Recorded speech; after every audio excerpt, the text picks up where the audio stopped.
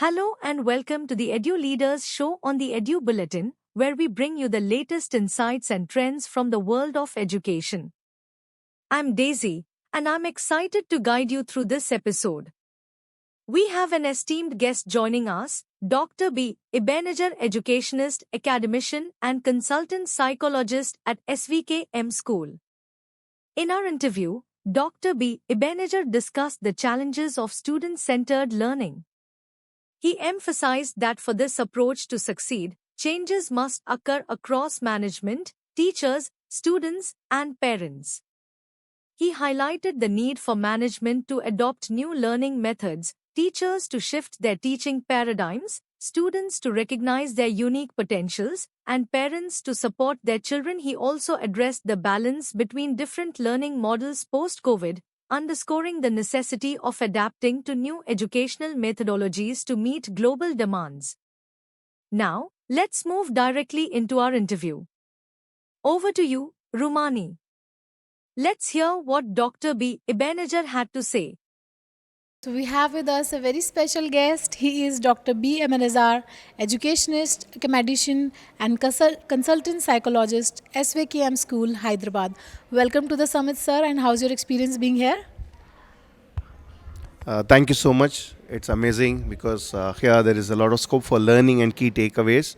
And thank you, Time to Grow, for inviting me as a panelist here. It was pleasure being here. Thank you so much. Thank you, sir. So today, we are talking about the student-centered learning.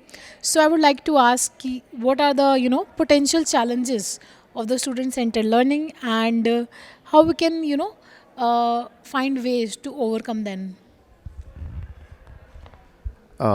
Let me start it this way. When we talk about potential challenges, we have to understand who are the key stakeholders.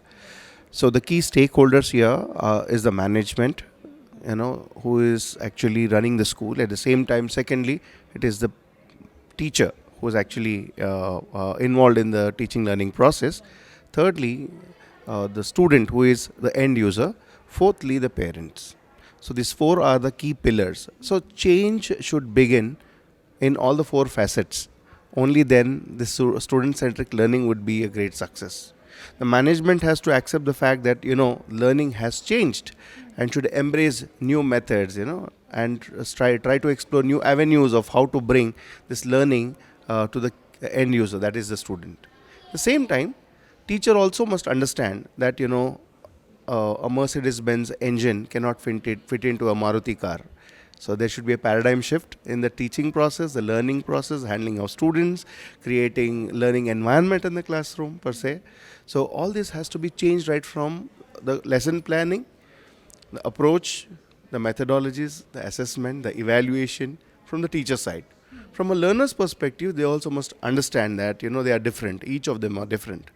So it would be very wrong to say you measure the ability of a fish in how it climbs the tree. If you are measuring the child in that way, then it's wrong. The child also should understand their potential and try to play the game, in this teaching learning process.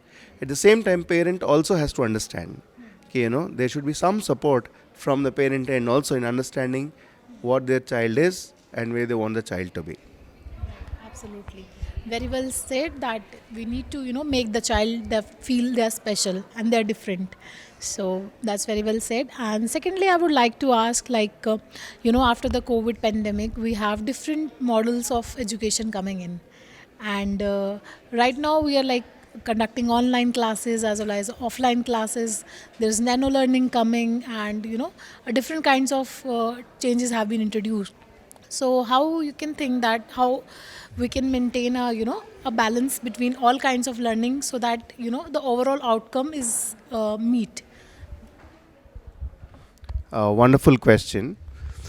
See, this pandemic, COVID has taught that we have to be equipped with various, components of new learning that has to happen. A teacher might never have, faced the camera, right? Gone are the days when the school said no mobile allowed in the school, to the change has driven, the entire school was on the mobile phone. So we started adapting, we started taking the change, we started using different methods.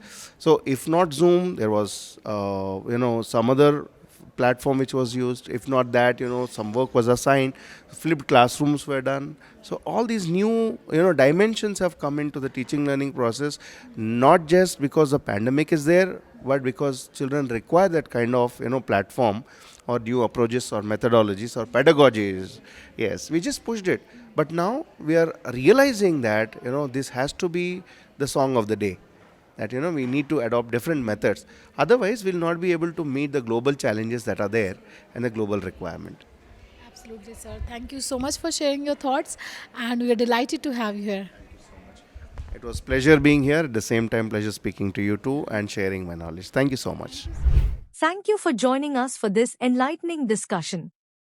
We hope you found it as insightful and inspiring as we did.